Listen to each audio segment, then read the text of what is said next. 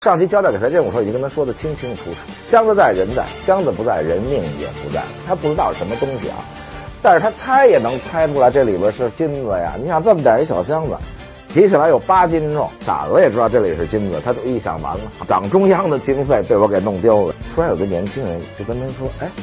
我問你一下政策，如果我揭發立功啊，我這強姦罪啊，能不能這個保釋啊，或者減刑啊？”說那就看你要揭發什麼了。那哥們說我就揭發這個你說的這個黃金大劫。講一個這樣的故事，這個我在小說時代講顧順章叛變的時候啊，提過一句，說咱們當時黨中央在上海被破壞了好多次啊，從27年開始到32年啊，最後實在待不下去了，32年底什麼最後到蘇區去了啊，到了蘇區以後才有排擠毛主席啊等等，因為毛主席本來在中央蘇區本來就是最大啊，因為他雖然只是個委員，毛委員，但是其實也沒有比他更大的，比更大都在上海，上海中央啊，中央有的時候還跑莫斯科去開會去啊。總而言之，花銷很大，怎麼辦呢？就需要錢啊！你想這營救同志需要錢啊，治療傷議員、除奸、發展黨員，然後更重要的是，所有的我們的大家都得偽裝成商人啊，什麼，反正沒有一個領袖願意偽裝成一個拉洋車的。說我每天白天拉洋車，晚上幹黨的秘密工作，這不行。所以這個大家想想，這花銷，這就十里洋場大上海，這花銷非常大，又沒什麼收入。有時候共產國際就突然給了2萬塊錢啊，有的時候就長期等不來，因為共產國際也是敵對國家呀。你想，那所以共產國際其實也被封鎖，也不可能從蘇聯電匯潛到上海，那所以共產國際最後也得派交通員等等，怎麼辦呢？當時海陸豐有個小蘇區。啊，這個毛主席這兒有塊大點的蘇區，海陸豐蘇區就讓彭湃同志送點金條，彭湃同志金條每次都送到，為什麼呢？因為容易從海陸豐上船了，上船直接就到上海了。但是這中央蘇區呢，這個在瑞金，大家想想，這在江西、福建交界的這些地方，這東西它一路上國民黨封鎖線，這不容易，不像走海路啊，所以這金條呢，就是時而送到，時而沒送到。這個我們今天講一個最大的一筆沒送到的好玩的懸案。1931年的時候是黨中央在上海最困難的時候，到處都是叛徒啊，一會兒這向忠發叛變了，一會兒這顧順章叛變了，反正從總書記到常委各種叛變，然後所以就是好不容易有點錢也沒了，這向忠發還管着錢，然後就特別緊急的說，毛委員快給我們趕快送點金條，中央的任務嘛，那不能怠慢。於是這個毛主席下令說趕快收集黃金，弄了一堆金戒指、金項鏈等等，說這一大把怎麼辦呢？熔成非常漂亮的小金條，這個其實不小啊，10兩一根，一共12根，120兩，差不多7、8斤，快將近8斤的樣子吧。因為那會兒16兩一斤啊，所以120兩黃金啊，12根金條，這個大魚兒叫啊，專門為12根金條做了一個銅的箱子。啊，這個鎖得嚴嚴實實的，然後這個怎麼快遞到上海去呢？啊，古今中外基本上所有重要的東西快遞基本上都是這麼想，但是咱們這更重要，而且這更危險，所以想的就更縝密一點。縝密成什麼樣呢？分了7段路，因為每個交通員必須在自己特別熟悉的地面上走，他才知道哪兒有敵人，哪兒有警察啊，哪個旅店更安全，然後哪兒有盜賊等等吧。所以不可能一個交通員從江西出發直接上上海了，那這路上好，沒人劫他都找不着道了。所以要分7段，從瑞金出發分這7段呢，由7個交通員來負責。這7個交通員呢，首先不知道這裡邊是什麼，這是肯定的啊。第二一個呢，每個人手裡有3樣東西。這個很有意思。首先一個什麼呢？林伯渠同志啊，寫了一個快字兒，拿毛筆，然後寫在一個大棋子上，就是其實是專門做的一棋子啊，上面不是車馬炮，而是一快字。把這快的這大棋子，我就開水煮吧，這那做成一個別人沒法模仿的一個老棋子，於是就把它切成7瓣啊。這7瓣，7個交通員每個人手裡有1/7個棋子，這首先是一個。然後由每個交通員的上級再給每個交通員一把鎖跟一把鑰匙，但是這鎖呢，並不是這把鑰匙開的，這鎖跟鑰匙不是一套的，他怎麼弄的這事兒？就是每個上線拿着這銅盒子，這120兩金條，交給下線之前，先對倆事兒。第一就是下線的鑰匙要能開上線手裡這把鎖，啊，所以自己開不了自己這把鎖，但都是由下線，我交給你之前，你先開我這把鎖。你能开我这把锁，說明你就是那交通员。同時咱俩再把棋子一对，咱俩這都是1/7個棋子。於是你帶着你的鎖繼續往下走，你的下線會開你這把鎖，然後棋子就交回到中央去，直到7個都拼齊了，這邊他就知道金條送到了。但是等來等去，這上海中央這怎麼等，這怎麼催，這金條就沒到，結果就都已經到了年底了，過了2月了，3月了，還沒到，這邊開始覺得不對了，就是那快的最後那一捺，前邊6個都回来了，拼了這麼一個，就是那個沒回來，於是大家就知道沒收到，中央震怒，說因為沒收到這筆錢，所以9個應該被營救的同志沒營救，被敵人殺害了。4個應該治療的傷員沒錢治，然後就犧牲了，然後這個除奸也沒法除，什麼也幹不了，然後房租也沒了，總而言之，中央震怒，這個一通批評，所以這件事毛主席非常生氣，當時下令讓蘇区保衛局局長叫鄧發，這鄧發同志後來就犧牲了。這個如果沒犧牲呢，這鄧發同志在後來歷史上是能跟貝利亞比美呢，還是跟康生可說不定。鄧發因為在蘇區肅反殺了很多人，什麼 AB 團啦、托派分子等等等等。但是你幹保衛的就只能這樣吧，然後這個敵我鬥爭激烈嘛，所以就抓奸細什麼，他就專門幹這事。於是鄧發說：“那查怎麼回事？這120兩金條多大一筆錢啊！蘇區也能買好多武器呢，給中央能幹好多事，結果沒了。”就是查來查去沒法查，就因為你出了蘇區，你上哪兒查去？你上人公安局派出所說，你幫我調查一事儿，我們黨的地下秘密經費被人拿走了，所以你沒法查，你沒有任何工具，警察局什麼都不會配合你，也最後不了了之。上海沒辦法，上海中央自个兒還到處躲，還別說去查案子，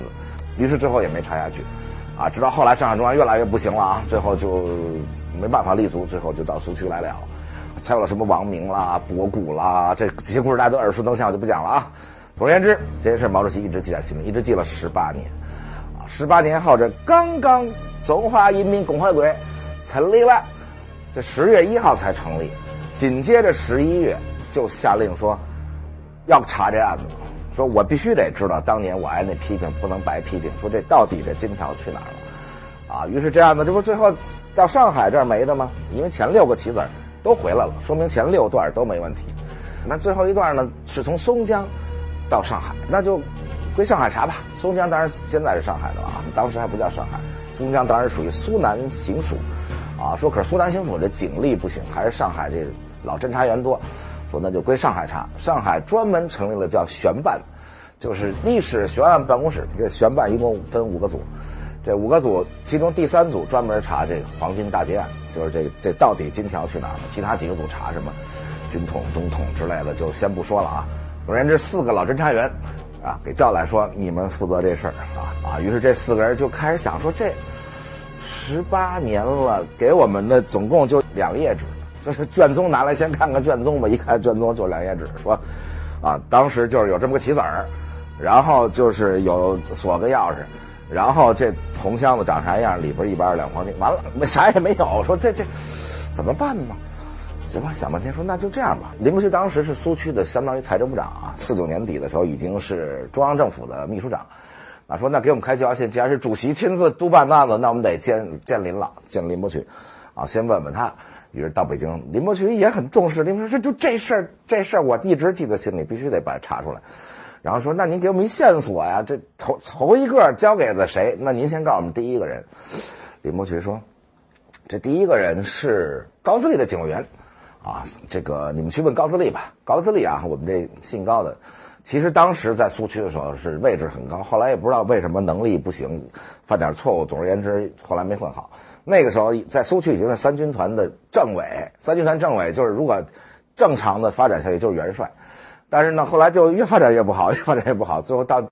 建國以後，只是一個什麼熱河，一個什麼財政局長，大概就是這樣。就3軍團司令是彭德懷政委是高自立，這個1軍團的司令是林彪，政委是聂榮臻，其他人都是大帥，他是熱河財政局長。說那找去吧，到熱河找着這個高自立了，說您這個警衛員，這個您還能想起來？他說我當然想起來，我警衛員叫什麼某某某，正在廣西軍區當副師長。就是警衛員跟他平級，因為他這熱河財政局長，他這警衛員已經當副師長了。然後又给我趕到廣西去，然後說，哎呀，你这个你記得你交給誰？那個人是怎麼回事？然後就形容半天，然後說哦，這第二個人是啊，在哪兒長啥樣，什麼這名字其實是都是不知道的。就所有的交通員都只對上級單線聯繫，所以互相雖然不知道名字，但是至少能說出來什麼特徵啊。於是哇，就又接着找第二個一下已經當縣委副書記了。這個當年的交通員啊，那都是老革命，那最起碼1930年已經參加革命了嘛。縣委副書記啊，咱們簡短截說吧，就前6個就是還算順利找到了。關鍵是找到這6個沒用，關鍵是這6個都已經順利的開過所、交過旗，所以人家沒事兒，就是只是說到底第7個是誰，就找到這第6個人。這第6個呢是在一竹行裡的，那時候也沒當成副市長，也沒當成縣委副書記。為什麼呢？因為後來黨再也沒給他任務。這個他自從送完這回金條以後，就再也沒有接到過黨的任何指示跟任務，因為全部單線聯繫嘛，做地下工作的時候，估計上級犧牲了，不是叛變了，因為叛變了他也得抓走。其實戰爭年代有千千萬萬的這些人，我們只是看到了那些啊最後功成名就的元帥大將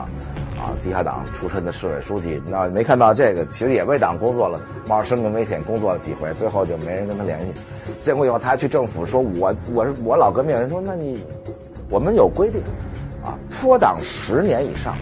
就已經不能再算作所有功勞。說你這已經都多少年了？你想想，18年了，18年前你最後執行過任務，你已經脫黨這麼多年，那上線沒有的這種人多了，我們沒法承認。所以老哥們已經40好幾，還在那一竹行裡在那做竹子，然後就開始說，你給我們仔細描述一下你在松江怎麼交給的這個你這下線。他說我就到了松江以後，我就住在一個叫漢源旅館，就住在旅館裡。這個我剛入住沒多久，我就出來，我就想等這個下線。結果果然一個穿着黑衣服、黑褲子、戴着黑帽子，而且還這樣揣着手的人，進來就問那掌櫃的說，那個杭州口音的第6個交通員是從杭州送到松江，說那個杭州口音的來的那客人呢住在哪間屋？他說我就是，他當然就知道就是他了。於是倆人進屋，這個按照所有程序先對暗語，下線拿鑰匙開上線鎖，然後對棋子兒，都對了，於是交給你。而且這是不能多說話的，因為交通員對交通員基本上除了對暗語什麼話都不說。然後這哥們就走了，他就回杭州了。他說我到現在為止就只知道這些事兒。這幫就想這怎麼弄啊？說就一穿黑衣服的，說那這上哪兒找去啊？想來想去，說你再仔細回憶回憶，還有什麼細節能提供給我們的？還有什麼細節？他想了半天說這哥們兒這竹行這夥計這記性還挺好，說他拿棋子兒的時候，好像那個錢包裡有一張藍色的單子，就跟我住店那個藍色單子是一模一樣。就是那時候住店都是先付10%，不像現在啊，現在您都把錢付了才讓你住。那會兒就是先付10%，給你開一個押金單子。這那通常就是藍，他說我在松江那就是藍色的，所以他那藍色我當時就想那他也是住店的。陳昌言說太好了，說明他是住店的，住店這事兒咱就可以查了。於是就把當年的所有旅館老板全都集合起來，因為這是中央毛主席親自督辦的案件，所以到哪兒就立刻想幹嘛幹嘛。就當年一共只有5個旅社，5個旅社的老板就倒閉了呢，也把賬本找出來，一通的查。1931年12月3號那天，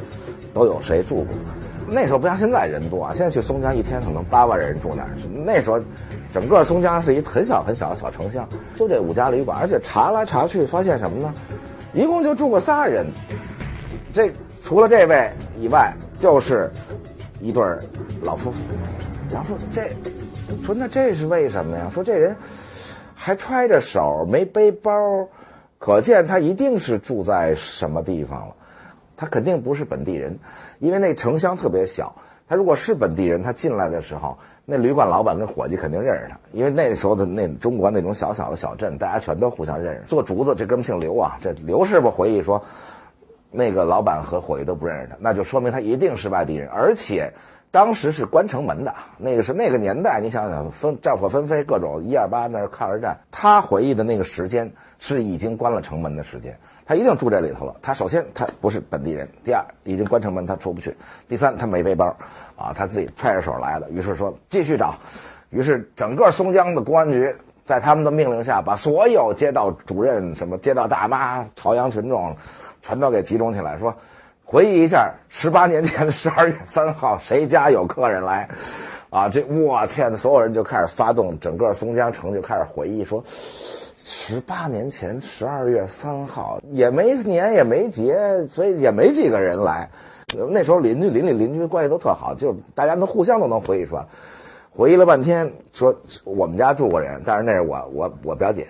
我們家住過人，但是那是怎麼排查肯定不對。這個想來想去說，那沒辦法了，回上海復命吧。準備走之前呢，其中一個偵查員，來想想這個偵查員都是我軍當兵的老兵，啊等等，轉入公安戰線。這建國以後，哎，說我這個松江這兒有個警備團，有營長是我戰友，所以我就給他打一電話去看看他，啊，結果去了剛沒多久，打電話來說，哇，這營長太熱情了，一聽上海來的這個偵查員們、公安局們來破大案，說一定給你們接個風，啊，說你們案子沒辦成沒關係，來喝杯酒吧。啊，於是就到那兒去，很鬱悶，就在那兒喝杯酒，啊，這炒了4個菜。營長說：“哎，廚子，你出來那個給他們看看，說連華東軍區副司令員許世友，當時還不是上將啊，說許司令員來視察都是這廚子做的。”啊，大家說：“哇，你還給許司令員做過菜？”說太好了，說那就一塊兒吃吧，一塊兒喝吧，然後就吃。大家就問他說：“辦個什麼案子呀？說這麼難辦不成？”他們就說：“哎呦，這事兒還真挺煩。說我們已經瘋了一樣，把所有的這個18年前的12月3號的這個旅館的住店記錄也好，全部城鄉老百姓家裡來的客人也好，全都查了一遍。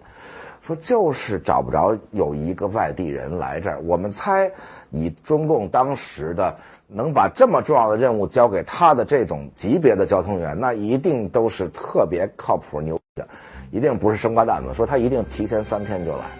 然後每天等着。這種重要任務當然是得交給這種老交通，然後說，所以我們查來查去就找不着這種人，說能來住好幾天，然後結果大廚子說：“哎，我給你們提供一個，這旅館雖然只有5家，但是當時駐松江的保安團自己有一招待所，這招待所呢本來就是保安团開會的時候。”那周圍的這些什麼保安隊啊、保安隊長啊，都來這兒開會，開完會回不去嘛。那會兒又沒有人都有汽車，除了團長有輛汽車，別人都沒車，啊，城門一關，大家就住這裡頭了。所以有個差不多50個床位的，啊，一個招待所，連長以上擔保，營長簽字，啊，才可以住。說你們要不然去那兒去找找去。他們說，哎呦，太好了！說幸虧今天走之前來吃頓飯。還對了，說也沒人告訴我們這事兒，因為保安团裡這事兒一般人不知道。大廚子說，我為什麼知道呢？因為我經常被团長叫回去做菜去，所以我就知道那裡能住人，一般老百姓都不知道，啊，於是趕快查，把當年保安团招待所的這個檔案等等全部都找出來。因為保安团檔案當然就給了公安局了，就把當地公安局去查去，哎，查出來了。12月3號那天，在保安团招待所只住了一個叫梁叉叉，因為都是小人物，咱就不說名字，咱梁師傅吧，啊，住了一個梁師傅，而且連擔保的函都找出來了。說這梁是上海來的一個醫工，一個中醫師傅，不是中醫給人看病，就是配藥的，就是在後店做藥，在前店這給人煎藥什麼的，大概是幹這個的。啊，說擔保函上寫着說他為了來松江進貨啊，來批藥材啊，所以來這兒住幾天。梁某某，哇，大家太高興了，說這終於找着這梁某某了，然後就趕快吧，那上都寫着那擔保函，上海什麼什麼藥行，趕緊回上海，到了上海就直撲那藥行，然後药行已經倒閉了，然後那個于是把药行原来的老板姓魏，说魏老板找了，說魏老板，這個趕緊跟我們說說這梁某某是怎麼回事。說梁某某就是我爸傳下來的時候就跟着我們家幹，確實是店裡店外一把好手。可是特別神奇的就是有一天突然就沒了，再也沒回來过。啊，这样一天太好了，等的就是这种，他要還在這上班，他肯定就不是他了。說什麼時候沒的？說差不多就是18年前的12月4號。哇，太高興了！那不就是他拿到金條第2天嗎？你快跟我講他怎麼失蹤的？先是說，哎，他去進貨去了，去松江。那當然貨本來就读他进嘛，啊，专门写了这个介紹信啊，等等等等啊，而且还是我找了一個松江的什麼什麼那個連長給他擔保的，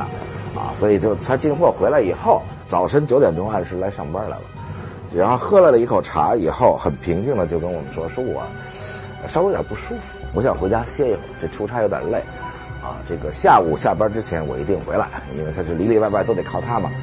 於是就回去了，結果到下午下班了也沒來，老闆還說：“喲，我們這梁師傅是不是真的病得不輕啊？說趕緊派個小厮說趕緊看個梁師傅，就住得又不遠。到那兒一看，門已經鎖上了，沒有人，趕緊問周圍鄰居，周圍鄰居說梁師傅1號就走了，這門就一直鎖上，沒回來過，然後到現在也沒回來。這人就沒了。當然了，趕緊回去查賬什麼，發現店裡也沒丟東西。”也就百思不得其解，說這梁師傅怎麼也沒捲款什麼要款潛逃什麼，就沒了，這人再也沒有了，基本上都不用偵查員，就咱們觀眾們啊，這時候都已經猜出來了，說那肯定就是這梁師傅密了唄，這一箱子黃金他密了。且慢，聽我給大家繼續往下講，這故事太有意思了。就問老闆說，那你知道梁是什麼地兒人嗎？他在上海，他家眷呢？說我就知道他是嘉定人，但是家眷從來沒來過上海。這個他在上海的時候單獨住。說嘉定什麼地方？說那真不知道了。說那就去嘉定找去吧。啊，於是嘩去嘉定找，把嘉定的各種這個鄉紳啊、老地主全找出來，因為他想弄藥的好找嘛，就所有開過藥鋪的啊，所有跟藥有關的全都找出來了。老頭老太太說：“你們回憶一下一個啊非常好的這個藥工。”啊，叫梁某某，你們人說梁某某就是我徒弟。有一老頭說：“這我教的，他出事了才去上海。”說：“快，說他們家住哪兒？”說他們家住在某某地兒，這個河邊上，你不用去找了。說他早就很多年前走了，就再也沒回來過。後來他老婆都找不着他老婆後來帶着3個孩子就沒辦法了，還典當了房子呀，然後怎麼樣，這個堅持了很多年。然後說那他快找他老婆在哪兒？說他老婆在日本人來的時候，差不多41年啊，大概這種樣子的時候，突然有一天全家都沒了。偵查員說好厲害的家伙，居然自己能潛逃那麼多年，然後才突然有一天晚上說他們走的時候就拿幾件衣服，這家裡東西都還在。江南水鄉嘛，就是都在河邊上，就是從後邊那家裡都有台階下去，坐船就走了。說什麼我們都不知道為什麼就全家沒了。說那有什麼線索能找到呢？這鎮上有一個他老婆的媽，這個姨吧，大概是類似這種。然後呢，說前些年去世的時候，他老婆好像回來奔過喪。說太好了，有這線索就趕快去找那母媽的其他的親屬。說那你們奔喪說一塊兒就回來吃過飯，說現在他住哪兒啊？說給我們說過住在這個浦東，在浦東開了一個修表鋪子啊。說不是做中藥了嗎？說不，說他們家改修表了。這個所以這老婆呀也不該多嘴。當然老婆也不知道我老公是中國地下黨員什麼交通員這種，反正就老婆就走親戚葬禮上吃頓飯喝點酒就跟人說了。好，這一下沒地兒跑了，這轉了這麼一大圈全中國，最後出現在浦東的鐘錶店門口呢，就是偵查員帶着警察等等啊，當場將這位梁師傅，當時他已經改名了，改名姓申了，隱姓埋名生活18年。但是抓着侦查員也覺得有點奇怪，說你迷了這麼多黃金，120兩黃金吶，說你怎麼就過這日子開個小修表店什麼這那，你這錢呢？你幹嘛去了？梁師傅說，你們去我家裡那個砌造的那塊磚頭外面有一塊磚頭，第幾塊，大家都是幹這出身的嘛，這我要不是出這事兒，我也是老偵查員，我就是幹地下工作的，所以我早準備好了，你們去那兒拿去。啊，侦查员趕緊去，挖出來一看，也不是金子，而是2封信。這信裡頭寫的什麼呢？這時候就得倒回來說，18年前那天12月3號，梁師傅當然就做地下工作就很有經驗，於是沒坐火車，也沒坐汽車，因為從南方來的嘛，南方有游擊隊，所以這個都查得比較嚴，所以專門坐船，因為坐船都是本地人嘛，啊，所以就專門坐船到了上海。到了哪？上海曹家渡碼頭，一切都順利啊！馬上下了船，就準備去交給自己上級，因為到他那是最後一站嘛，這任務就已經完成了。結果就特別警惕的拿着这箱子，然后过了一个，一看就不像帮会啊什么流氓啊，因为那能看出来嘛，那地下工作者当然能看出来，就是一年轻人说，坐黄包车嘛，然后就看了一眼那黄包车，这黄包车还挺新，说那这应该没什么危险吧，说坐黄包车吧，結果剛坐上黃包車，拉到這個曹家渡橋，這曹家渡橋一上坡，馬上跑過兩個人說，那幫你推推吧，那不是雷鋒，這上海當年很多小赤佬，這個小癟塞就專門吃這口飯，就是在所有上坡這兒等着，看人家達官貴人的洋車上不去了，就趕緊過一推，那老一高興給一角錢，就靠這吃飯的。他也沒在意，說這就正常嘛，這橋邊上本來就有這些人，就這倆一推車，他一個沒警覺，一下子一塊蒙汗藥蒙了臉上了，大濕毛巾，當場昏過去了。昏過去後再醒過來，已經在曹家渡大旅社裡睡覺了。然後這醒過來，伙計進來還說：“喲，你這終於想說您可真能睡。”再一聞自己身上都是酒味兒，這幹這個的嘛，在上海這個不鄉您，上海叫百象人，啊，或者這叫什麼呀？就是有上海有各種各樣的騙術啊，仙人跳啊等等啊，這蒙汗藥兒，這自古韋小寶那會兒就幹這事兒啊。但是這些人呢，其實就是賊，他們不會殺人的，所以通常就是蒙了你，然後給你送到一個旅社，給你開間房。然後就這個把你衣服什麼往裡一扔，他的自己的行李都沒拿，錢包也沒拿，就把那箱子拿走了啊！但是得在你身上潑點酒，這樣拖着進來的說哎呦，說掌櫃說你看我們這哥們兒喝成這樣了，所以他一聞身上都是酒味兒，他明白了，這中了這套了，這下可要了命了。想來想去，說這個可是殺頭大禍。這上級交代給他任務時候已經跟他說的清清楚楚，箱子在人在，箱子不在人命也不在了。說因為這是中央最重，雖然他不知道是什麼東西啊，但是他猜也能猜出來這裡邊是金子呀。你想這麼點一小箱子，提起來有8斤重，這裡不是黃金是什麼呀？傻子也知道這裡是金子，他都預想完了。黨中央的經費被我給弄丟了，這必死無疑啊，這死罪啊，這還用說嗎？他作為地下黨，他當然知道上海有這個紅組除奸退，我這身家性命全完了。然後想來想去，看來這蒙呢，這還不是很厲害，腦子還挺清醒。說你快把你們這個曹家渡大旅社的老闆給我叫來。說老闆今兒不上班，說我告訴你，殺身之禍，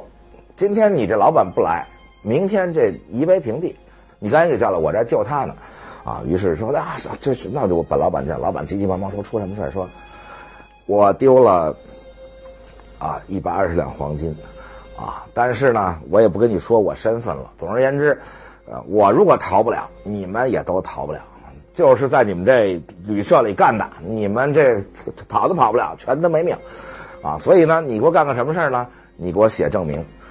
哪年哪月哪日幾點，就照實寫，說我不省人事被3個人拖進來啊，拖到了這裡面，開的是哪間房，睡了多久，陪我來的人長什麼樣子，然後這個什麼時候走的啊，你幫我清清楚楚寫。然後就老闆一想說也是哈，這我寫了就也能證明不是我幹的，外邊他媽小流氓小刺佬幹的。於是趕緊寫了證明，然後蓋上這個旅社的印啊等等。於是他才回到了藥店坐了一會兒，然後直接就走了。啊，自己在上海家也沒回，是嘉定家也沒回，一逃亡就改名換姓，連手藝都變了，就改修表了。看來這哥們兒心靈手巧，但是幸虧地下工作者有這素質，要不然當時就全傻了。結果這封信一拿出來，馬上偵查員這人都在呢嘛，馬上把寫這封信的啊大旅社的什麼老闆伙計當年全給逮起來，說你們說跟我說一下哦。他最神奇的是，他還跟老闆說，如果沒有人來對暗號，你千萬不要告訴人家發生了什麼，只有來人對你說那次就是上海5的27。總而言之，那天是舊曆10月27，所以說別人跟你講那次，你就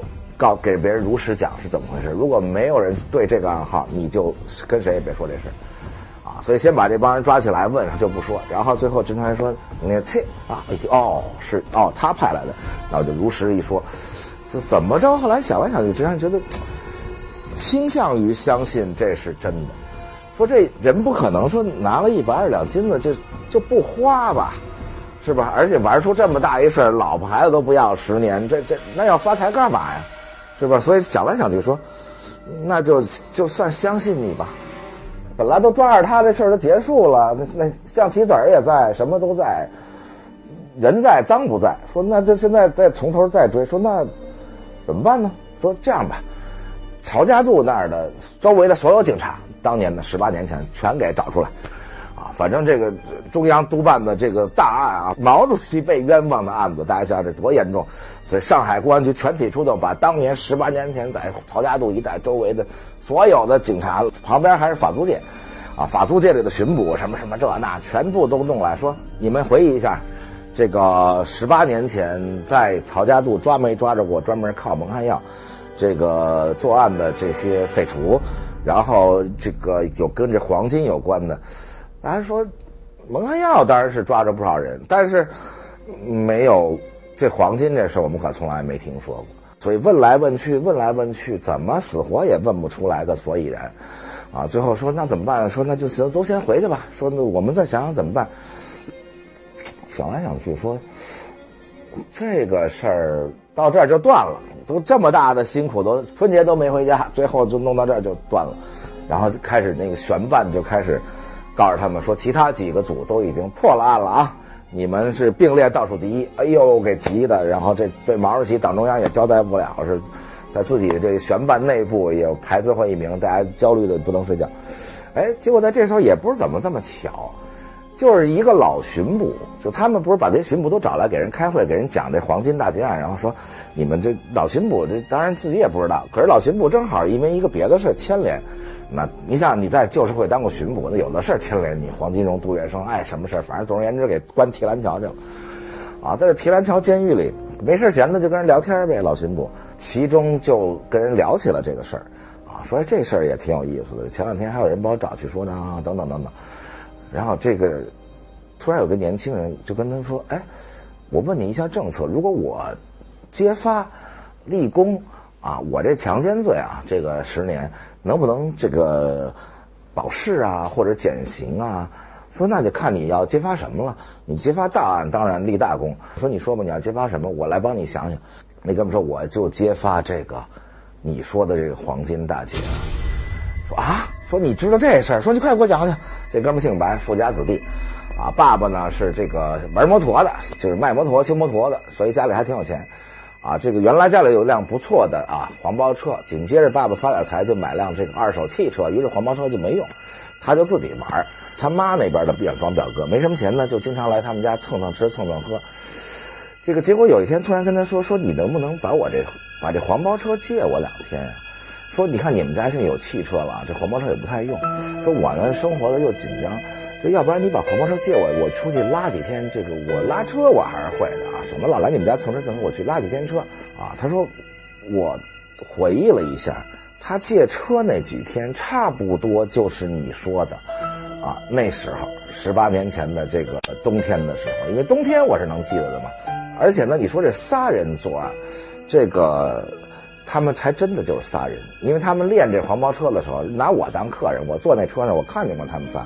啊，就是仨人，所以我來揭發一下，我也不知道是不是真的啊，但是萬一是真的呢，是他們幹的，那我不就立功了嗎？老巡捕一聽，怎麼想怎麼覺得靠譜，因為這些老偵查員、老巡捕合計這事兒的時候，包括這梁師傅本人，都斷定作案的不是幫會啊，因為幫會有幫會的規矩，幫會有幫會的樣子，就是這肯定是自己小流氓瞎做。這一聽這個，說你趕快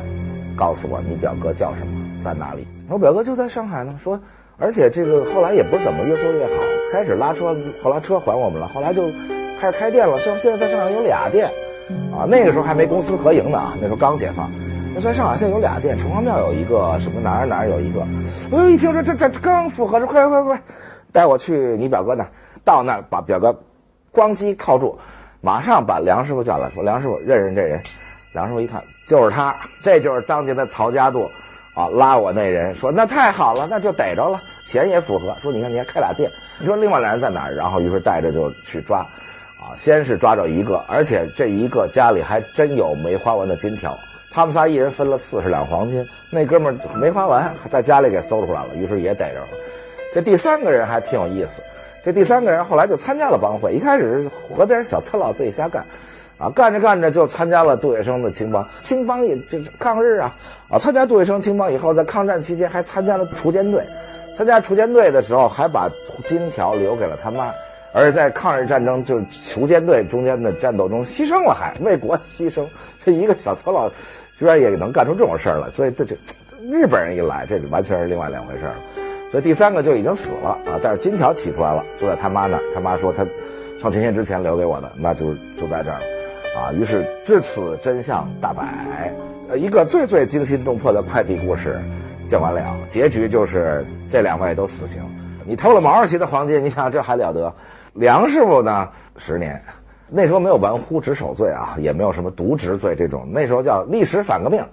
反正总而言之，你像毛主席被冤枉了，那為什麼呀？那說來說去還是因為你梁師傅，你作為一個地下工作者啊，黨這麼信任你，最後你丟了120兩黃金，啊，導致了後邊一系列的惡果，這個恨不得導致王明博物去蘇區都跟這事兒有關，沒準兒，啊，所以他也判了10年。這個當然判了10年以後呢，大概關了個幾個月就給放出來了，因為大家覺得，哎呀，這人也不容易，為我黨的事業也辛辛苦苦隱姓埋名，這個改行了，都生活了18年，老婆孩子跟着受苦，於是也就放了。啊，舉報的這哥們兒直接就釋放了，從提篮桥監獄立了大功啊！這個悬案一直沒有解決的這中央督辦檔案解決了啊！這故事跟大家講完了啊！中國的這個快遞故事啊，給大家講完了，這個精彩啊！這個講講外國的快遞故事。首先講一什麼呢？這故事很短，但是呢，我必須要說這事兒，因為到現在百度百科上依然還是這麼寫的。於是，一本大暢銷書，宋鸿兵寫的《貨幣戰爭》也這麼寫的。當然，這事不賴宋鸿兵啊，我中間有一度都被誤導了，說一支皇家信鴿帶着威靈頓公爵的勝利的戰報飛進了白金漢宮，說羅斯柴爾德家族這個怎麼派人在滑鐵盧戰場看着，說啊，法軍敗了英雄了，然後快馬加鞭，然後趕到倫敦，然後開始購進大量公債，然後股票，勝利消息傳到倫敦。那馬上股價就要大漲吧？你想，終於打敗拿破崙，所以他就先知道了。於是他們怎麼報復羅斯柴爾家族？再快馬加鞭，沒有7、8個小時水路，加上10幾小時陸路，也是不可能從比利時這滑鐵盧趕到倫敦的啊！所以您這自個兒又寫了皇家信鴿來了，那就說明英國人都知道了。那這羅斯柴爾德家族這快馬加鞭幹嘛呀？羅斯柴尔德家族為什麼不也放個信鴿呢？所以這事兒我覺得特別逗啊！說實在的，這個信鴿現在能飛這麼遠，那是人類一代一代越來越閒的沒事兒才能幹出這種事兒來，所以沒有信鴿啊。羅斯柴爾德家族也沒有信鴿，是皇家也沒有信鴿，所以這胡寫，這自己一看就互相矛盾啊。罗斯柴尔德家族的後人啊，後來也出書，這哥們儿已經成了一大生物學家了啊，出書也否認了自己祖先有過這種事兒。就是飞鴿傳書，什麼炒股票，以及大歷史學家 Ferguson 啊也考證了啊，也否認了罗斯柴尔德家族曾經飞鴿傳書也好，飛馬傳書也好，這都沒有，這都是歷史上的演繹。實際上，這滑鐵盧戰役的消息呢，這個首先是一個，當然全英國都屏息在等，因為大家都知道要打大仗，但是這仗怎麼打，贏了還是輸了？輸了趕緊該幹嘛幹嘛去，該賣股票賣股票，該怎麼着怎麼着。贏了就大英帝國就徹底奠定了，就這一敵人拿破崙。那时候倫敦的報紙比現在多了，那时候至少8、9份那種都是日報啊。這個不是日報的還有那麼10幾種，就是英國人愛看報紙。到現在英國人早餐的時候一定要來這麼厚一點報紙啊，所以所有報紙都焦急在等。那時候沒有戰地記者啊，差不多40多年以後，克里米亞戰爭的時候，這個才有了第一波戰地記者，什麼戰地護士，那都是克里米亞戰爭出來的，之前都沒有。啊，所以大家就等說這怎麼到底贏了還是輸了？然後這個時候，先跑來第一個人，這第一個呢是一個往返英吉利海峽的這個遊船的船主，啊，這船主呢是因為往返英吉利海峽嘛，啊，於是在比利時聽說這個好像是英軍打贏了，啊，至少拿破崙向後退了，但是他聽說的其實不是滑鐵盧戰役，滑鐵盧戰役是6月18號，滑鐵盧戰役是人歷史上時間最短的戰役。大家想看詳細的，請看偉大的維克多·雨果寫的《悲慘世界》，現在可能是一大本，反正我小時候看的是第3本半本，都是講的滑鐵盧戰役，人類歷史上決定性的滅國級戰役裡，時間最短，戰線最短，然後這個人也其實也不是很多啊。拿破崙已經敗過一回了嘛，咱們是講過很多次，1814年敗了，先跑厄爾巴島去，1815年又回來以後，哇，全法國又跟着他，於是打，這個到滑鐵盧。啊，之前呢，在向滑鐵盧進軍的時候，沿途被英軍阻擊，這個阻擊了以後，拿破崙就繞路走了。就是這個消息由英軍傳出來，然後被這個船主知道了，這個船主正好往返遊船回到倫敦，就說哎，我們好像贏了。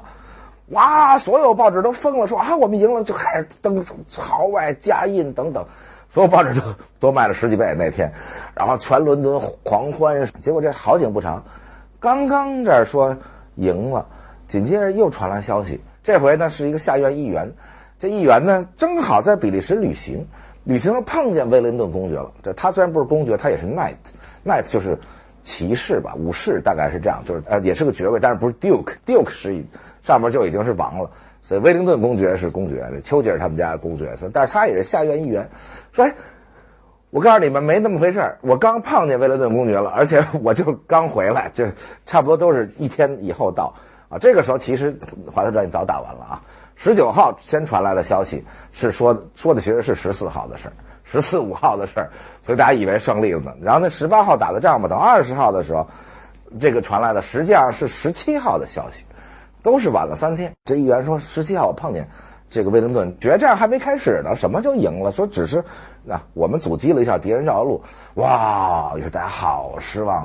說這怎麼說呀？對全國人民。啊，報紙也登了，然後這那的說，哎，咱先別說，先忍着，萬一這真贏了呢，或者真輸了，咱只要確切的威靈頓戰報再說。緊接着，真正的第一個勝利的消息傳來的，就是根本就沒記錄他的名字，大概是打頭的是 C， 所以大家報紙上都管他叫 C 先生。說這 C 先生是真正第一個在比利時得到了勝利的消息，然後就猛烈的往回趕回來以後到倫敦，但他什麼也不是，所以他就在街頭巷尾什麼報社跟大家說贏了啊！這時候大家反而暈了，說不敢，就跟狼來了一樣，說都不敢寫了，說您哪位？您又不是軍官。其實這倫敦真正得到的第一個勝利消息是一個普通人傳來的，但是報紙那時候已經都不敢再動了，說那咱再等等吧。這個時候是21號的中午啊，已經3天以後了啊。到了21號晚上11點的時候，才真正的來了一個不是信鴿，就是威靈頓的副官。這威靈頓呢打完仗沒有馬上寫戰報，為什麼呀？很傷心。這英國貴族吧，老標榜自己有一種悲天憫人的那種大情懷。威靈頓還有一句名言，說只有失敗才比勝利的憂傷更難過。啊，就是我其實特別憂傷，所以他也沒寫戰報。打贏了以後回到布魯塞爾喝點悶酒，因為什麼呢？最親信的包括中將什麼全戰死了，所以滑土戰役特別的激烈打的，就是威靈頓自己身邊的親兵都被打死了，副官，所以就憂愁了一夜，啊，悲天憫人沒寫。到第二天19號中午起來說，那反正總之也是勝利了吧，才寫一封戰報。這戰報裡一個 victory 這種勝利的字眼都沒用，啊，就是一個純種的英國貴族，就是如實的啊把這個事情寫了，但是並沒有說歡慶勝利啊等等。就為什麼不能有信鴿？就在英國的軍事傳統，其實各國都是，誰來送捷報的這個人會官升2級，因為你吉利嘛，你給我們大英帝國帶來的這個捷報，於是專門找了一個說，你這都這麼多年沒升職了，說你這都老上尉，剛剛被我提成少校，說你去送戰報吧，送戰報這個你好升官，然後就公爵大人自己就繼續憂傷去了。啊，這哥們兒趕緊快馬加鞭，還拿着2面鷹旗，這鷹旗最重要，這證明我們勝利了。快馬加鞭，結果正好海上還有大風浪，這海上大風浪一來，給吹到北邊120多公里，這上岸的時候一看，這地兒離特遠，所以真正知道戰報的確切戰報，已經看見拿破崙鷹旗的是那漁村的漁民啊，大家開始歡呼，這咱簇擁着他，跟着他越來越多，然後又奔馳7小時，快馬加鞭，最後趕到倫敦。過了西敏橋，然後來到白金漢宮。這個時候消息已經都傳開了啊，在全部的王公大臣、貴族、平民、記者、報紙所有人的歡呼聲中，拿2面鷹旗走到攝政王跟前說勝利了啊！馬上全場高唱上帝保佑武王，就是英國的國歌啊，到現在還是上帝保佑武王，也不知道為什麼不上帝保佑我国，上帝保佑武王，反正唱起來了勝利的消息。實際上是到第3天18號已經打贏了，到了21號晚上11點多才到了倫敦白金漢宮。最後講一個有意思小故事，這美國呢永遠是這科技啊什麼這種產業啊永遠走在最前面嘛，於是美國人就50幾年的時候就開始想說，咱要不要用巡航導彈去快遞啊？說這個多快啊！這個于是乎，就到59年的时候，美国人还真试驗了一下，在一潛艇上。那时候美国不像现在巡航导彈個兒又小啊，射程又遠又精確，而且能垂直發射。50幾年的那個巡航導彈，其實就是一沒人的飛機，長得就跟米格15什麼 F-86其實挺像，就是小點，也是這麼倆翅膀，那叫巡航導彈了啊。那個時候就算挺先進，而且那個一個大潛艇後邊能帶倆，也就那樣，還得專門弄倆大箱子，而且還得浮到水面上來發射的那種所謂的巡航導彈吧，跟今天这長得不一樣啊。說咱們試一回吧，反正這個弄了這麼多武器，冷戰時期你想想看，這蘇聯也不跟我們打，我們這拿倆巡航導彈玩玩吧。那巡航導彈差不多幾百公斤重的戰鬥部，把那戰鬥部就換成了3000封信，還有寫給总統艾森豪威爾的，特別珍貴啊。現在如果你在美國能找着那東西，那个首日封蓋着那個戳，叫第一次 official 的 missile mail， 就不是 air mail， 不是那個飛機的了，是導彈郵件，這專門寫在上頭，有那個首日封的戳。這個大家集郵的人一定要集那個啊。那一天專門從佛羅里達外海說好，快遞了，呼，發射出去了，準確的到了那兒，然後拿一降落傘降下來，大家趕快特別隆重打開說哇，信來了。後來大家一想，其實這巡航導彈快遞跟這飛機沒什麼區別，因為它長得就跟飛機一模一樣啊。而且呢，既然不能點對點，因為它得3000封信，如果要1封信，這巡航導彈直接打我們家窗戶就來了，那行，那就解決了最後1公里的問題。您這不是還得3000封信到一地兒分揀完了還得靠快遞員去遞去，那其實跟飛機運差不多。我覺得這就是瞎玩一下，然後給集郵愛好者提供一個好玩的東西啊，大家去收集一下。這就是人類歷史上第一次也是最後一次的巡航導彈快遞。